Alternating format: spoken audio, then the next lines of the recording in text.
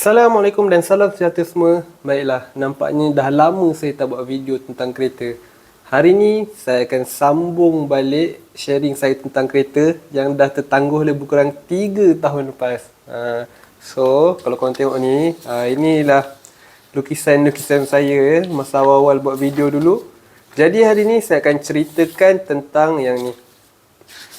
Share tentang jenis-jenis aftermarket air intake berserta dengan teori di sebaliknya. Let's go. Untuk pembakaran enjin berlaku, ada 3 perkara kena ada. Yang pertama, angin. Yang kedua, minyak. Dan yang ketiga, api.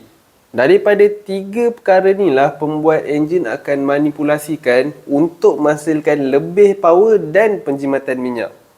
Sebelum mulakan, jom kita revise balik macam mana sistem intake dan exhaust berfungsi.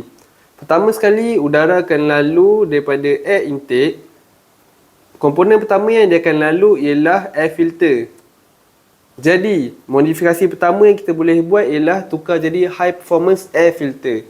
Kemudian udara lalu, dekat sini juga akan ada air flow sensor yang akan bagi signal kepada ECU untuk menentukan macam mana enjin tu akan berfungsi. Dekat sini juga ada resonator yang akan kurangkan bunyi. Sebab tu bila kita tukar jadi aftermarket air intake, resonator ni kita buang. Daripada situlah akan ada bunyi yang shoo, macam itulah. Dan ada throttle body, kemudian udara akan masuk dekat intake manifold, pergi dekat cylinder block, dan produk pembakaran akan pergi dekat exhaust manifold, lalu dekat catalytic converter, resonator, muffler dan keluar melalui tailpipe. Baiklah, hari ni fokus saya adalah dekat bahagian air intake. Kita tak akan cerita teori sebalik intake manifold, cylinder block, downpipe dan lain-lain. Bila car manufacturer bina sebuah kereta, bina sebuah enjin, ada beberapa perkara dia perlu follow. Yang pertama ialah bunyi bising. Kereta tu tak boleh bunyi bising sangat. Sebab itulah akan ada resonator yang akan serap bunyi bising tu, akan kurangkan bunyi enjin yang bising tu. Bila kita tukar aftermarket air intake, resonator ni kita buang. Sebab itulah kita boleh dapat bunyi induction noise yang sedap tu, yang orang suka dengar tu. Seterusnya, dia perlu follow emission regulation. Apa lagi? Dia kena fikir tentang fuel efficiency dan macam-macam lagi lah. Sebab tu bila dia nak buat kereta, nak buat air intake, nak buat engine semua, dia ada limitation kat situ. Dia kena follow the rules. Bila sampai dekat kita pula, kita tak kisahkan benda-benda macam tu. So, kita akan modify lah. Kita akan buang resonator. Kita akan jadikan aliran udara dekat air intake ni sesmooth yang mungkin. Kita akan cuba position balik kedudukan air intake ni supaya boleh dapat udara yang sejuk. Kita pula nak jadi automotive engineer. Antara sebabnya adalah apa? Untuk dapatkan lebih power. Ada 3 poin yang saya akan sentuh dalam video ni. Yang pertama adalah restriction, iaitu airflow punya restriction. Yang kedua, suhu udara. Dan yang ketiga ialah sensor. Berkaitan dengan restriction, macam mana untuk kita provide satu laluan udara yang paling smooth, yang paling kurang rintangan, kurang halangan dan kurang turbulence untuk sampai ke engine block. Jadi, dari sinilah munculnya short ram air intake. Nama pun short kan, maksudnya dia pendek je. Bila pendek, kita berjaya wujudkan satu laluan yang paling cepat, paling mudah untuk udara tu sampai ke engine block. Baiklah, kita dah cakap tentang kelebihan short ram air intake, iaitu berjaya mengurangkan restriction terhadap aliran udara.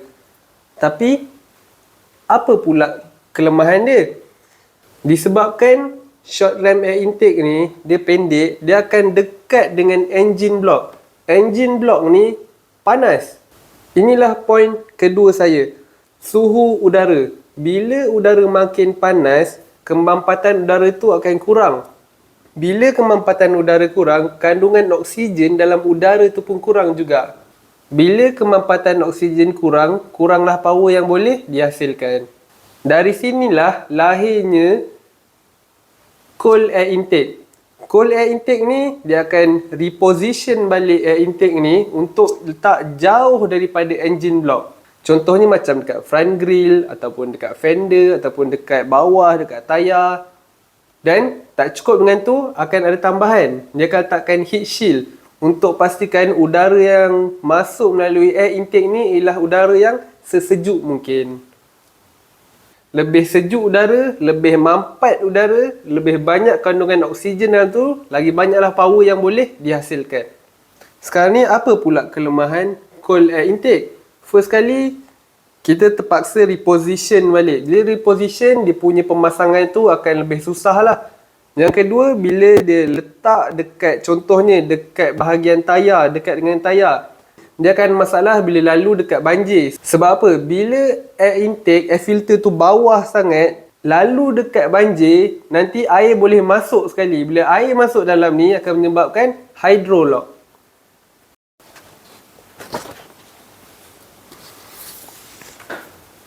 Okey, baiklah. Ni ialah just quick je macam mana turbulence boleh berlaku. Okey, katakanlah kita ada opening yang macam ni. Air intake, katakanlah kita ambil contoh air intake, opening dia macam ni. Bila opening macam ni, udara yang kat sini masuk, okey, smooth je sebab dia straight. Tapi macam ni pula udara yang masuk kat tepi macam ni. Agak right angle kat sini. Dekat sini kita boleh develop turbulence. Udara boleh develop turbulence kat sini, menyebabkan seolah-olah bukaan ni makin kecil. Kat tengah ni je yang smooth, yang kat tepi ni ada turbulence. Cara untuk atasi, kita pakai ada opening yang macam ni. So udara tu akan lalu dengan lebih smooth, menyebabkan kurang turbulence berlaku dekat area sini. Seterusnya, untuk macam ni pula, kalau ada right angle dekat sini, turbulence boleh berlaku dekat sini. Contoh dia naik sini, dia tak smooth kat sini, dia tak boleh bengkok. Jadi dekat sini boleh ada turbulence berlaku. Bila turbulence berlaku kat sini, yang tengah je smooth, jadi seolah-olah ada virtually makin kecil kat sini. Sebab udara kat sini tak smooth. Dia akan skip, dia akan lalu dekat tengah je. Cara untuk atasi, dia buat macam ni, tak boleh ada right angle. Dia akan kurangkan angle tu, menyebabkan udara ni lebih smooth untuk lalu dan mengurangkan risiko untuk turbulence berlaku. Baiklah, sekarang ni jom kita masuk pada persoalan. Kenapa ada orang tukar air intake, dia dapat pertambahan 20 horsepower, tapi ada orang tukar tak dapat apa-apa pun? Jawapannya ialah depends. Antara faktornya ialah ia bergantung kepada sama ada enjin korang ni dah highly modify ke ataupun tak. Bayangkan enjin korang ni dah modify semua, dah modify intake, dah modify downpipe, semualah, dan maksimum potential boleh menghasilkan 200 horsepower. Cuma ada satu syarat. Untuk menghasilkan 200 horsepower tu, syaratnya ialah dia perlukan 20 angin. Barulah dia boleh unleash the maximum potential menghasilkan 200 horsepower. Ni saya jadikan dalam bentuk nombor untuk lebih mudah faham. Tapi korang tak tukar air intake, korang pakai stock air intake. Yang mana stock air intake ni hanya boleh mendapatkan 10 angin pada satu-satu masa. Maksudnya, horsepower yang boleh dihasilkan tu bukan at its full potential lagi. Dia hanya boleh menghasilkan 180 horsepower je. Bila korang tukar air intake ni, jadi aftermarket air intake dan berjaya mendapatkan 20 angin, barulah korang dapat 200 horsepower, iaitu maksimum potential yang enjin korang boleh hasilkan. Nampak tak? Daripada stock air intake 180 horsepower, tukar jadi aftermarket air intake, jadi 200 horsepower. Pertambahan sebanyak 20 horsepower. Sekarang ni cuba bayangkan semua ialah stock. Dan stock enjin korang maksimum potential hanya boleh menghasilkan 100 horsepower. Untuk menghasilkan 100 horsepower tu, korang hanya perlukan 5 angin je. Tapi, stok air intake korang boleh sedut 10 angin pada satu-satu masa. Maksudnya, stok intake korang ni memang dah cukup capable untuk menghasilkan 100 horsepower. Bila korang tukar stok air intake ni jadi aftermarket air intake, yang mana aftermarket air intake tu boleh mendapatkan 20 angin pada satu-satu masa, tapi disebabkan enjin korang maksimum potential hanya boleh menghasilkan 100 horsepower dengan 5 angin je, angin yang berlebih masuk ni pun tak ada guna. Maksudnya tak ada pertambahan horsepower. Horsepower still maintain 100 ataupun mungkin tambah 2-3 je. Satu lagi, kita tak tahu bila air intake kita ni akan jadi limitation untuk menghasilkan lebih power. Okey, sekarang ni kita cuba bayangkan stok air intake korang capable untuk menyedut 10 angin pada satu-satu masa. Enjin korang boleh menghasilkan 100 horsepower hanya dengan 5 angin je. Maksudnya tadi kita cakap air intake ni dah cukup capable dah. Katakanlah korang modify intake manifold. Korang berjaya naikkan jadi 110 horsepower. Untuk menghasilkan 110 horsepower tu, korang perlukan 6 angin. Okey, tak ada masalah. Korang modify lagi, dapat 120 horsepower. Korang perlukan 8 angin. Tak ada masalah juga. Kalau at this point, kita tukar stok air intake ni jadi aftermarket air intake yang mana boleh sedut lebih lagi angin, tapi tak ada efek lah. Mungkin tak ada pertambahan horsepower pun, ataupun tambah tak signifikan. Mungkin 1-2 horsepower je. Dan kita teruskan modify. Kita dapat 140 horsepower. Untuk menghasilkan 140 horsepower, kita perlukan 10 angin. Yang mana sekarang ni, stok air intake kita dah at its limitation. Dah sampai limit dah. Tapi kena ingat satu benda, kita tak tahu pun bila kita punya air intake ni menjadi limitation untuk menghasilkan lebih horsepower lagi. Dan kita terus modify engine. Kita tukarlah pula downpipe semua benda lah. Masa ni, maximum potential enjin kita sebenarnya boleh menghasilkan 160 horsepower. Syarat dia untuk menghasilkan 160 horsepower, kita perlukan 12 angin. Ingat balik, air intake stok kita hanya boleh menyedut 10 angin pada satu-satu masa. Jadi, sekarang ni stok air intake kita dah jadi limitation untuk menghasilkan lebih power. Disebabkan kita still pakai stok air intake, horsepower yang kita boleh dapat hanyalah 145 horsepower. Yang mana sebenarnya full potential engine kita sekarang ni boleh menghasilkan 160 horsepower. Cuma kita tak tahu. Dijadikan cerita, kita tukar stok air intake kita jadi aftermarket air intake. Barulah kita boleh dapat 160 horsepower. Dari 145 stok air intake jadi 160 horsepower. Aftermarket air intake. Pertambahan sebanyak 15 horsepower. Okey, pointnya sebenarnya saya cuma nak cakap yang kita tak tahu bila air intake kita akan jadi limitation untuk menghasilkan lebih power.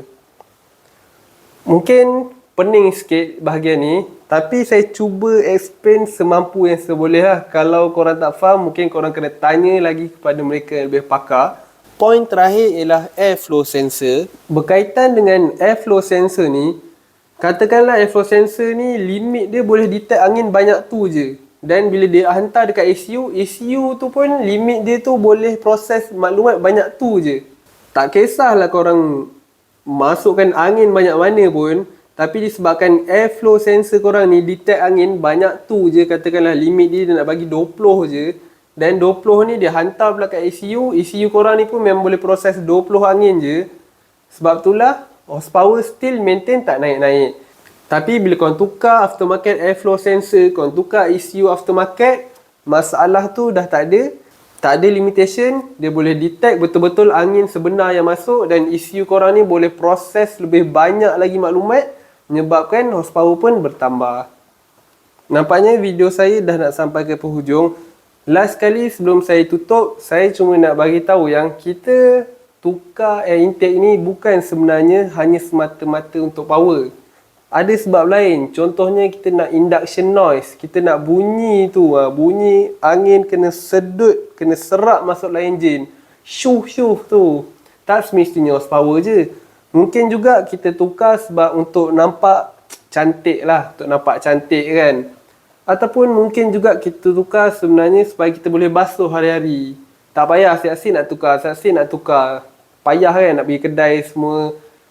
Jadi ini semua terpulang pada masing-masing. Sama ada tukar untuk power ke, untuk cantik ke, untuk mudahkan ke. Itu semua atas pilihan masing-masing. Tak ada yang betul, tak ada yang salah. Nampaknya sampai di sini saja video saya untuk kali ini. Kalau ada apa-apa yang korang tak faham, korang boleh tulis dekat ruang komen. Kalau korang rasa korang dapat sesuatu pada video ni, harap korang boleh tolong saya dengan klik like dan subscribe channel ni. Sekian, Assalamualaikum dan salam sejahtera.